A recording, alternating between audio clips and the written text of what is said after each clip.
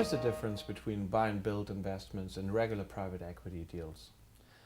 Buy and build private equity investments are a very special enemy within private equity. The majority of private equity deals are actually done in a standalone fashion, and they are generating value based on optimization of one target company as such.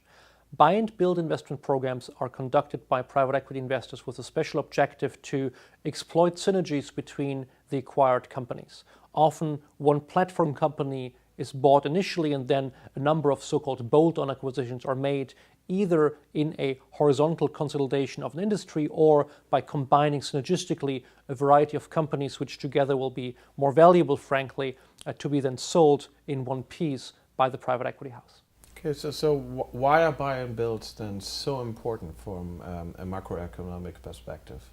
Well, if you look at the situation in many economies, there's widespread academic findings, both in economics and finance, that basically company size and scale is an important determinant of profitability, of survival rate, of export activity, competitiveness, and R&D expenditure. So many things that we consider healthy in the economy and important in the economy are found more frequently in the larger entities. And intuitively, frankly, of course, a larger company is often more stable and has a better ability to resist economic shocks.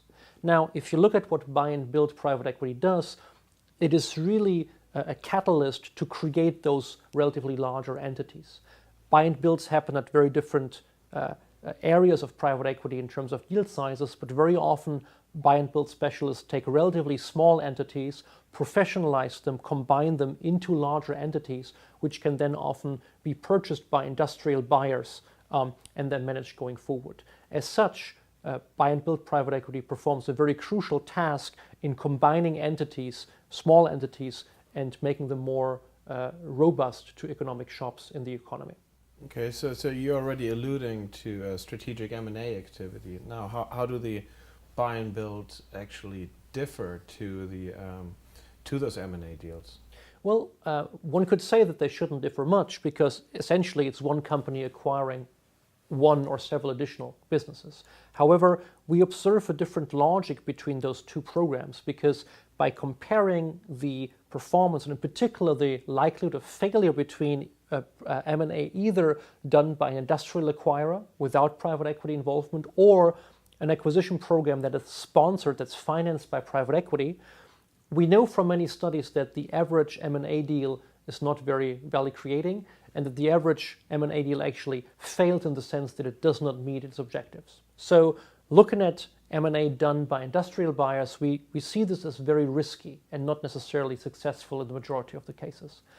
Looking at a sample of buy and build buyouts and comparing them to other buyouts, we actually find a relatively more favorable performance distribution of the buy and build transactions. In particular, we found a lower failure risk for the buy and build transactions. Now, it's difficult to get at conclusive evidence here, but if we know that on strategic M&A, doing acquisitions increases failure risk, and we also observe that on private equity deals, doing M&A, i.e. build-up activity, makes them more stable, there seems to be some evidence that the private equity governance structure is very well suited to drive such acquisition programs.